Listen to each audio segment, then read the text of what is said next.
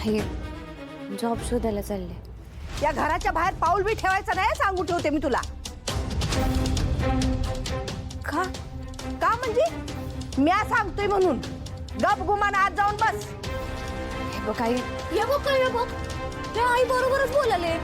एकतर तोंड काळं केलं आणि वर नोकरी करून काय झेंडा काढणार आहे.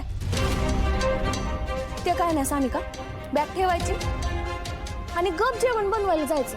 चला चला. नाही सोबत आहे.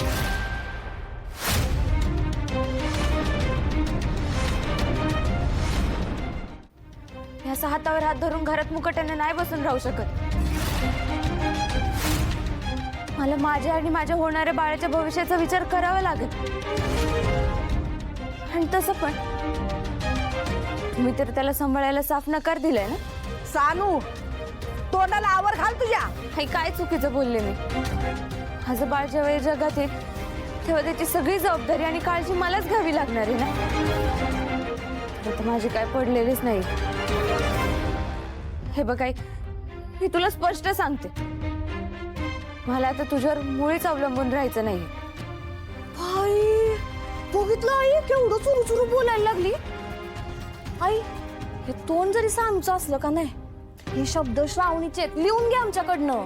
त्याच पोरीने हिच्या डोक्यात भरवलंय सगळं. शोभत आहे, श्रावणीला उगेच मध्ये आणू नको. का नाही आणायचं मध्ये? ते ह्यो समजा जो काय गोंधळ चाललाय का नाही घरात, तो तिच्याच मुळे झालाय. ती पोरगी जेव्हापासून या घरात आले, या घराची अख्खी माती झाली काय. हे बघ सानिका, मी तुला शेवटचं आणि स्पष्ट सांगतोय, या घराच्या बाहेर पाऊल ठेवायचं नाही म्हणजे नाही. नाहीये, मी जाणार. आता मला माझा विचार करावाच लागणार. जाणार. काय चाललंय इथं? कसला वाद घालायला?